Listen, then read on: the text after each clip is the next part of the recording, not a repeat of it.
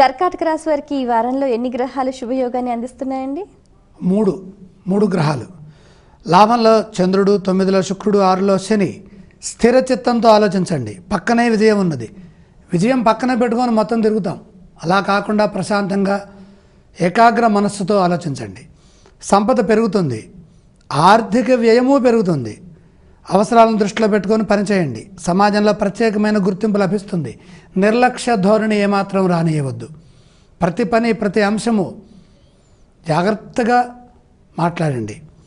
సమాజంలో విశేషమైన గుర్తింపు ఉన్నది. మీ నమ్మకం మిమ్మల్ని గొప్పవారిని చేస్తుంది. మీరు అనుకున్న విధంగానే వారం గడుస్తుంది. పక్కా ప్రణాళికాబద్ధంగా వ్యవహరించడం అవసరం. బంధుమిత్రుల వల్ల మేలు కలుగుతుంది. రక్త సంబంధీకుల నుండి కొన్ని సమస్యలు తలెత్తుతాయి. కొన్ని బాధ్యతలను కూడా స్వీకరించాల్సిన అవసరం ఉన్నది. చెడు ఊహించవద్దు. ఒత్తిళ్లున్నా వారాంతాలు అన్నీ సర్దుకుంటాయి. అభివృద్ధిని సాధించే అవకాశం చక్కగా ఉంది. ఈ రాశి వారు పఠించవలసిన స్తోత్రాలు ఏవండి? ఇష్టదైవాన్ని ధ్యానించడం చాలా అవసరం. ఆలయ సందర్శన క్రమంలో ఏ దేవీ దేవతలను దర్శిస్తే మంచిదంటారు? విష్ణుమూర్తిని దర్శించడం చాలా వరకు మేలు చేస్తుంది. ఈ రాశి వారు చేయవలసిన దానాలు ఏవండి?